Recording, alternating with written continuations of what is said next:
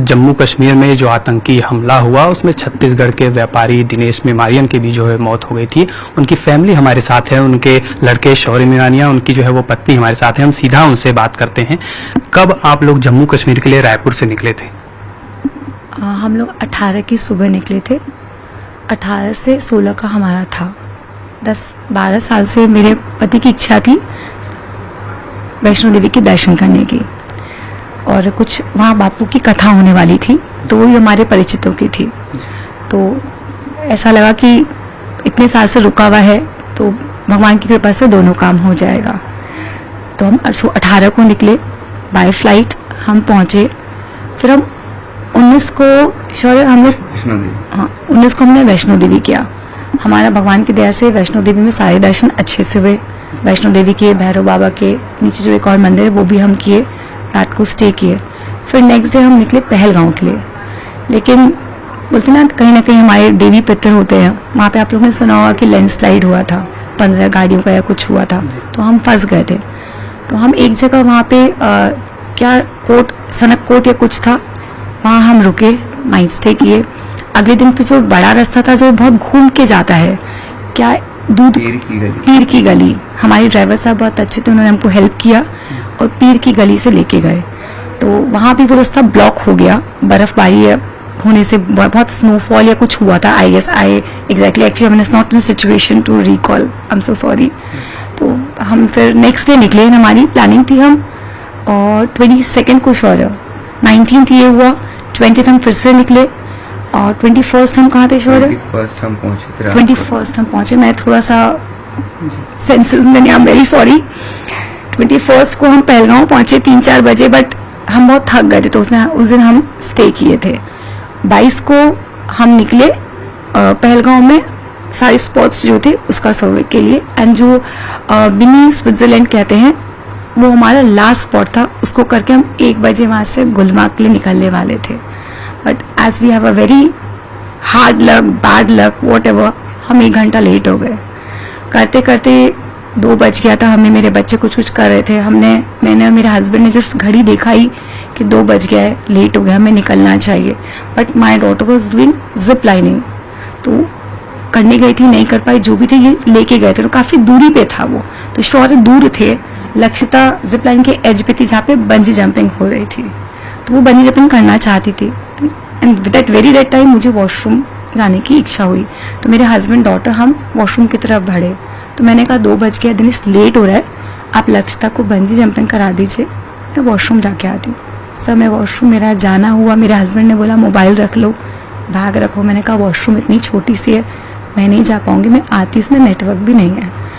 जैसे मैं वॉशरूम में घुसी, फायरिंग की आवाज़ आई, बट क्योंकि वहाँ एक्टिविटीज़ हुई थी तो मैं नहीं उम्मीद करी थी कि जब मैं बाहर निकलूंगी मुझे ये देखने को मिलेगा।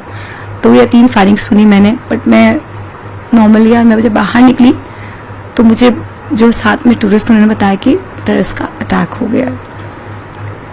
एक बार समझ में तो नहीं आया, मैं भागना चाहती थी अपने पति बच्चों की तरफ। फिर उन्होंने कहा कि आप वहाँ मत जाइए, वहाँ कोई नहीं है। मतलब मेरे हस्बैंड मुझे छोड़ के नीचे नहीं जाएंगे, वो वहीं होंगे। बोले आप लेट हो, 3-4 फायरिंग हो चुकी। बोले हाँ मैंने 3 सुना, मुझे जगह एक्टिविटीज़ हो रही है। तो उन्होंने मुझे फिर हाथ पकड़ के, सब एक दूसरे को हेल्प करे थे लेके जाने के लिए। तो वो घसीटते, गिरते, पड़ते, वो गॉज को फाड़ते हुए, वी जस्ट रनिंग। मैं गिरी, लोगों ने मेरा हाथ पकड़ के मुझे घसीट के नीचे उतारा, बहुत कुछ हुआ। एंड पूरा whole time I was trying to call my husband, my daughter, my son and myself also, because मेरा फोन भी उनके पास था, ना मेरे पास कैश था ना मेरे पास फोन था।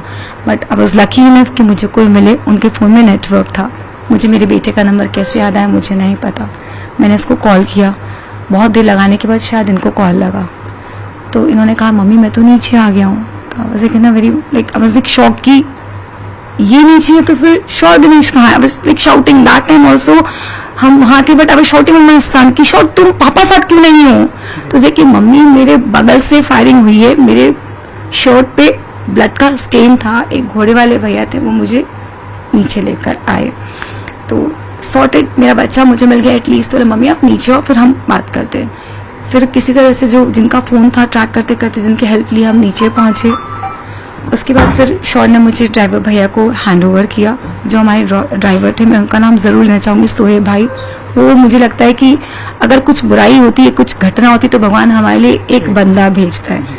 तो मेरे लिए वो भगवान का रूप था, क्योंकि एक अनजानी ऐसी स्थिति में आपको कोई एक हेल्प करनी चाहिए होता है कि मैं एक अकेली लेडी हूँ, मेरा बच्चा अपने पापा को ढूंढने निकला, तो मैं किसका मुंह देखूँ, ना फ़ोन है ना कुछ है। उन्होंने मेरी बहुत मदद की, फिर वो मुझे संभाले। शौर मुझे हैंड ओवर उनको करके गए। ये बोले मैं मम्मी ऊपर जा रहा हूँ, मैं पापा को देखता हूँ। मैंने कहा तुम ऊपर कैसे जाओगे, मैं भी चलूंगी। तो देखिए मम्मी अपन हैंडल नहीं कर सकते हैं, एंड मैं बहुत बुरी स्थिति में थी, मतलब कीचड़ में फंसे, सब कुछ गंदगी, मैं सेंसेस में नहीं था, कॉन्स्टेंट क्राइंग लाइक एनीथिंग। मुझे बहुत लगा था मूवी चल रही, शायद ये अब एंड हो जाएगा। उसके बाद आई रिमेम्बर कि थोड़ा देर बाद फिर शायद कोई अनाउंसमेंट हुआ, मैं जगह जगह पूछ रही था मिसिंग, मुझे एग्जैक्टली नहीं याद है कि क्या स्थिति थी। 4 बजे के आसपास मेरे हस्बैंड का कॉल डायल हुआ, अप्रॉक्सीमेटली मैं कंफर्म में नहीं बता सकूंगी। वही ड्राइवर के फ़ोन से मैंने किया, ड्राइवर का फ़ोन था, इनका था, वो जो हेल्प किया वो चले गए। तो 4 बजे के आसपास मेरे हस्बैंड के फ़ोन में रिंग हुआ, फिर एक बंदे ने उठाया। जब मैंने पूछा तो उन्होंने कहा कि चार्ज पे फ़ोन लगा है। मैंने कहा नॉट पॉसिबल कि एट दिस आवर मेरे हस्बैंड फ़ोन चार्ज करेंगे, आप हो कौन, आप बताइए हुआ क्या है। तो वो कुछ बोले ही नहीं। तो फिर उन्होंने ड्राइवर साहब को बोला कि आई थिंक ये मतलब आपके लैंग्वेज समझेंगे, कश्मीरी मेरे को शायद नहीं आता। तो जब उन्होंने बात किया, उनसे बात करके उन्होंने बोला कि ये बोल रहे हैं कि दोनों को घोड़े में नीचे भेज दिए। बट कहानी ये थी कि उनको बता दिया गया था कि शायद शॉर्ट हुए, मुझे ठीक से याद नहीं आ रहा। तो वो बोले भेज दिया गया। तो अब आप सोच रहे हो ना कि मेरे हस्बैंड बच्चे तो नीचे आएंगे, मैं वेट कर रही हूँ। आई थिंक वो पूरे सराउंडिंग में बहुत कुछ रहा था, लेकिन मैं गेट पे ही बहुत देर तक बैठी हुई थी, बीइंग अ लेडी अकेले। वहाँ के लोग बहुत हेल्पफुल थे, कोई मुझे पानी दे रहा था, कोई मुझे चाय दे रहा था, नॉन स्टॉप। उसके बाद आई थिंक टाइम मैं नहीं बता पाऊंगी, बहुत देर के बाद कुछ लोगों को, जख्मी लोगों को नीचे लाया गया। मुझे पता चला, मैं वापस हॉस्पिटल की तरफ भागी तो मुझे मेरी बेटी खून में लथपथ दिखी। उसके हाथ में कट था, कपड़े फटे हुए थे, खून अगल बगल वालों का था, उसका नहीं था, कीचड़ था। तो मैंने पूछा लक्ष्यता, 2 मिनट उसको कंसोल किया, then I asked where is papa. तो सिर्फ मम्मी पापा को शॉट हुआ है। And I was like 2 minute मेरे को समझ नहीं आया, क्योंकि मेरे हस्बैंड को थ्रोम्बोसिस एक इशू होती है, वो होती है जिसमें आपका ब्लड क्लॉट होता है। तो आपको एक मेडिसिन लेनी पड़ती है जिसमें आपको अपना ब्लड पतला रखना पड़ता है। शायद मैं कुछ चीज़ें ऊटपटांग बोलूँ, मुझे नहीं पता, बट ऐसा है। तो अगर उनको चोट भी लगती है तो हमको ध्यान रखना पड़ता है कि उनको चोट न लगे, उनकी खून बंद नहीं होती है। तो कहने की मुझे टेंशन हो गया कि अगर इनको चोट लगी है, इनका तो खून ही नहीं बंद होगा। तो मैं लक्षिता को फिर थोड़ा, वहाँ जो लोग थे हेल्पफुल थे, उन्होंने हैंड ओवर किया, फिर ड्राइवर भैया को किया, वो आधा घंटा ये सब चला। फिर पुलिस वालों को बताने की कि मेरे हस्बैंड को गोली लगी है, प्लीज़ हेल्प, मेरे हस्बैंड कहाँ हैं। एंड दिनेश का नाम कहीं भी नहीं था। उन्होंने बोला आप चेक करिए, मैं पूरे हॉस्पिटल में ढूंढी, सब जगह ढूंढी, नहीं था। तो उन्होंने कहा मैडम और आने वाले हैं, आप रुक जाइए, आ रहे हैं। कुछ लोग और भी कहीं कहीं गए हैं। बहुत देर तक मैं घूमी, सबसे हेल्प मांगी थी, सब बोले मैम सब कुछ होगा, आप रुकिए। तो फिर उसके बाद हम तीनों को उन्होंने क्लब हाउस भेजा कि आप लोग यहाँ से सुरक्षित जगह चल जाइए, माहौल ठीक नहीं है, बच्ची भी रिलैक्स हो जाए। तो उनकी बात भी मानना जरूरी था, क्योंकि इतना हौच पौच हो चुका था, वहाँ क्योस था। तो उनको लगा आप लोग बच्चे जिनके मिल गए उनको हम एक बार संभालें। तो हम तीनों अपनी गाड़ी लेके सोहेब भाई के साथ में पहलगांव का क्लब गए शौर्य।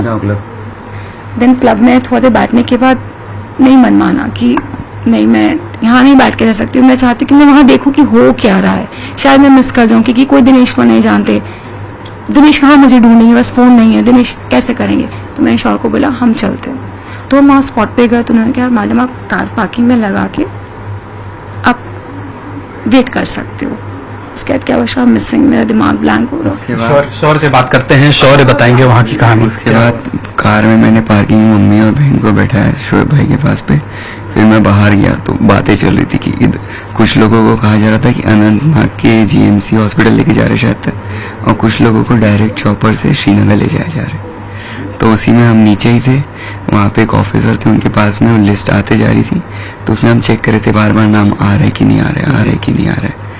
उतने में ही फिर मैं, सारी दुकानें तो बंद हो गई थी, तो मैंने वहीं बोला कि मेरे को एक फ़ोन चाहिए, बस कुछ भी करके एक फ़ोन और एक सिम। तो वहाँ पे कोई एक अंकल थे, उन्होंने अपनी दुकान खोली, पुलिस वालों से बात करके मेरे को एक फ़ोन और एक सिम दिया।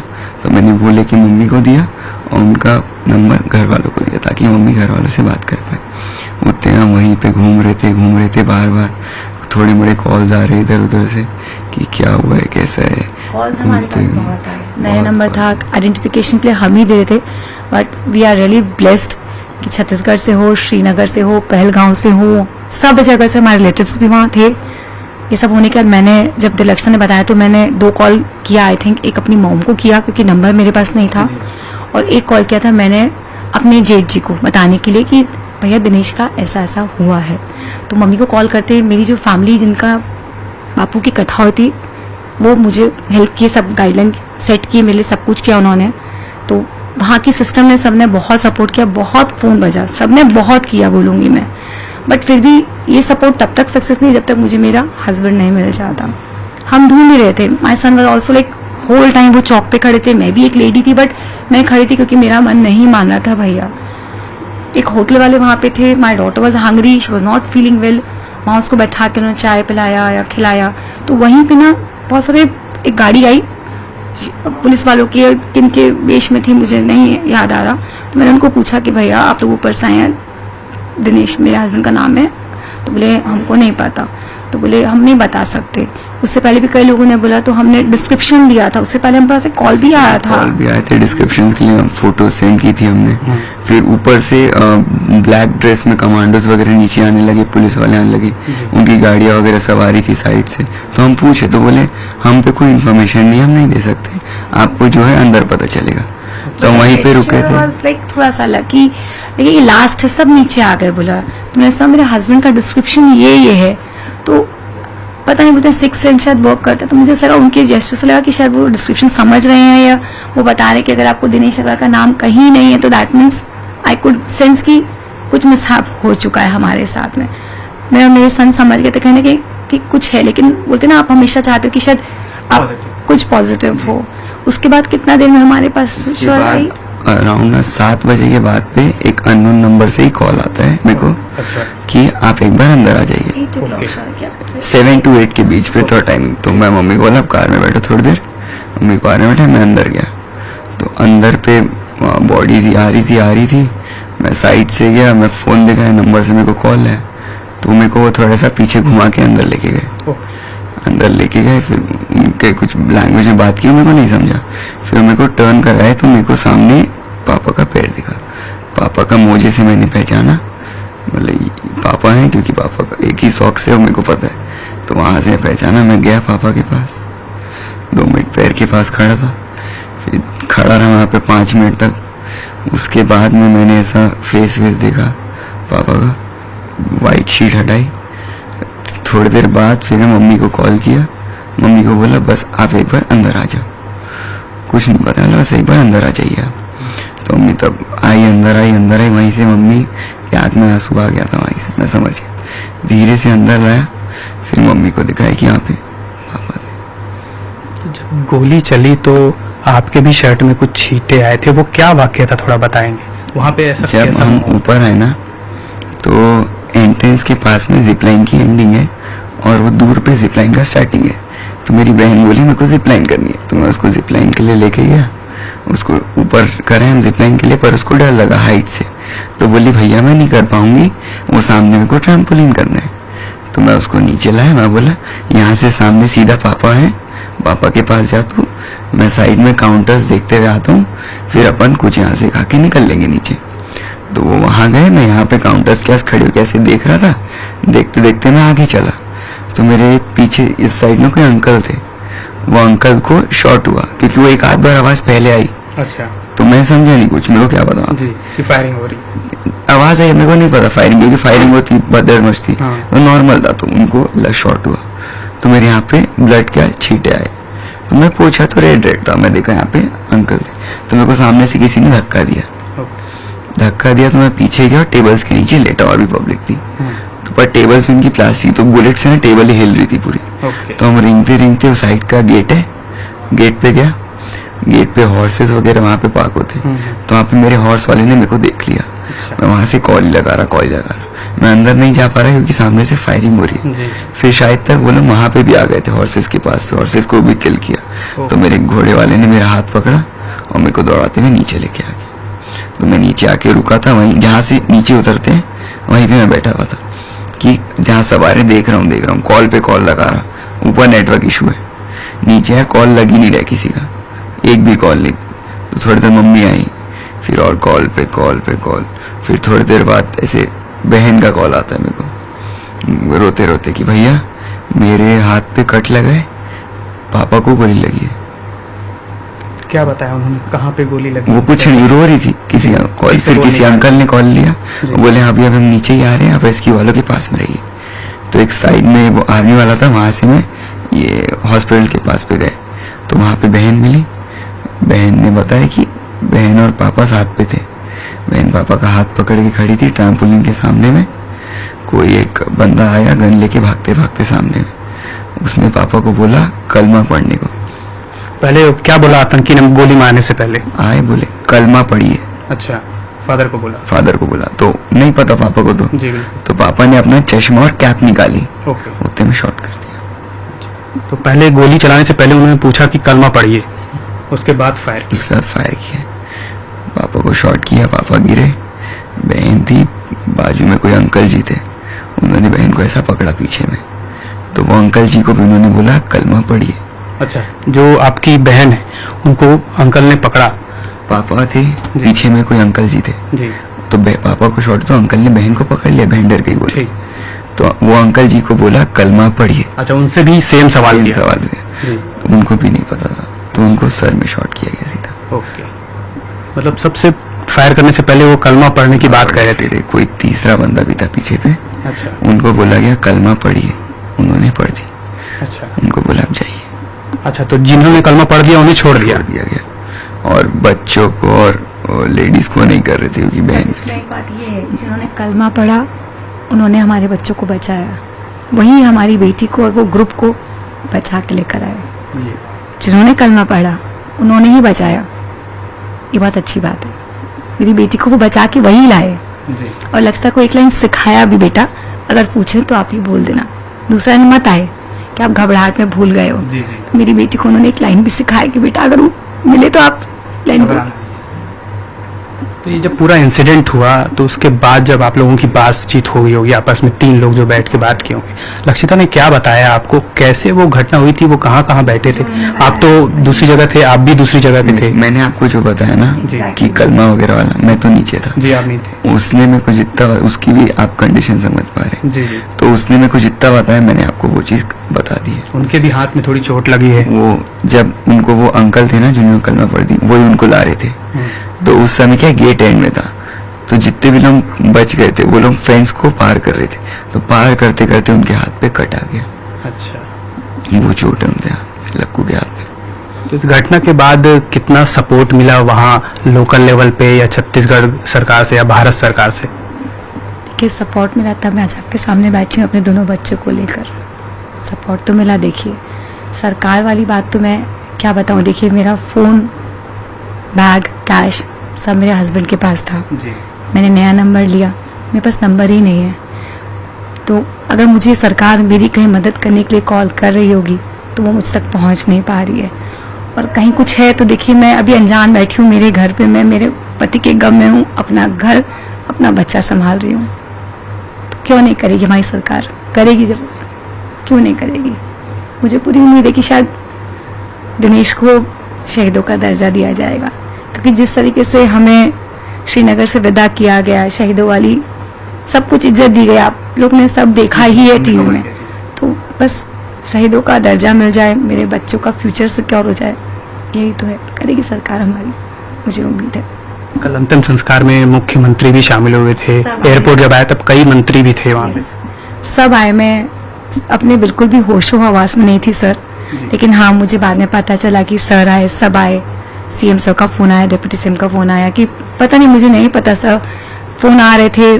तुम दिनेश के ब्याह पे तो हमें थैंक यू बोलना पड़ेगा, मेरे बेटे थे, सबका फोन बज रहा था।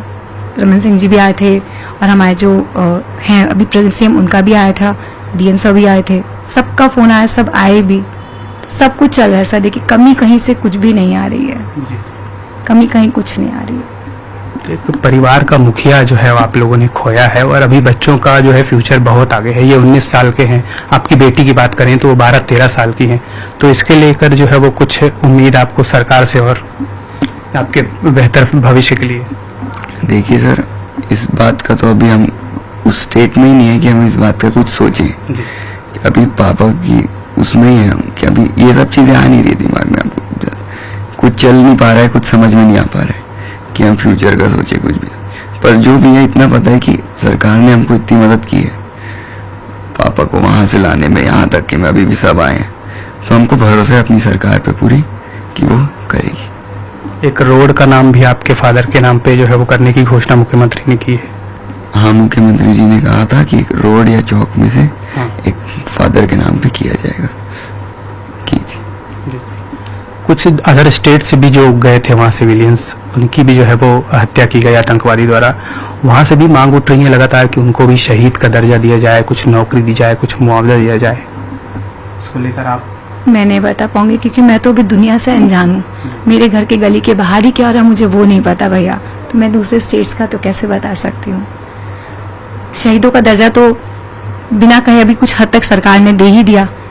जब अमित शाह जी आके इतना इज्जत से हमें आज विदाई दी है तो मुझे लगता है वो शहीद ही हो गए मेरे पति। तो बस उसका जो एक लीगल तरीके से सम्मान मिलना है, मुझे उम्मीद है कि मुझे जरूर मिलेगा, मेरे पति को जरूर मिलेगा।